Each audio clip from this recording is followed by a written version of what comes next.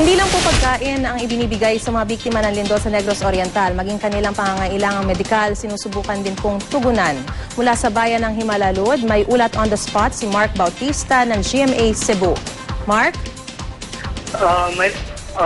Si Maristo. Okay, Maristo, okay, no. Ang ano natin ngayon, yung taga GMA Cebu po natin, together with the All-Terrain Medical Organization, Rotary District International, Philippine College Surgeons, Central Visayas and Eastern Visayas and Cebu Medical Society, ay tumugon po dun sa Gihungan City nung kahapon. Dalawang sitio ang pinuntahan nila, doon sa may sitio Calamba at sitio Humay-Humay. Ito po yung Barangay Planas na tinamaan ng lindol nung Lunes ng 6.9 magnitude po. And then sa ngayon din po, sa ngayon, temporary nasa La Libertad po sila ngayon, nagbibigay po din sila ng tugon doon sa mga taong na biktima din po ng lindol, particular na po doon sa may Barangay Solongon. Tinatayang may 4 na po pa rin katao ang hindi pa rin nare-recover hanggang sa ngayon at patuloy pa rin po ang recovery at patuloy pa rin yung paghanap sa mga yung sa mga taong namimissing hanggang ngayon po. Mark, gaano ba kagrabe yung mga pinsalang tinamo nitong mga nasabing mga sugatan at kumusta na yung sitwasyon nila ngayon?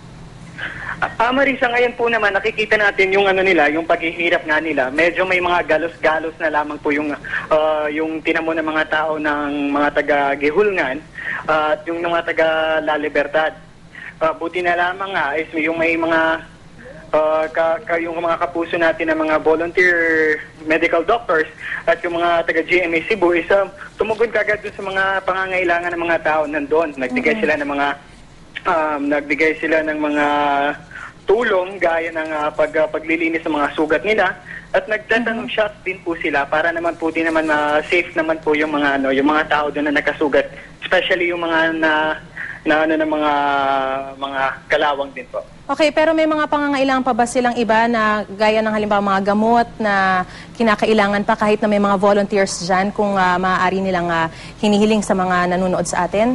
Ano ba yung mga pangangailangan pang yon?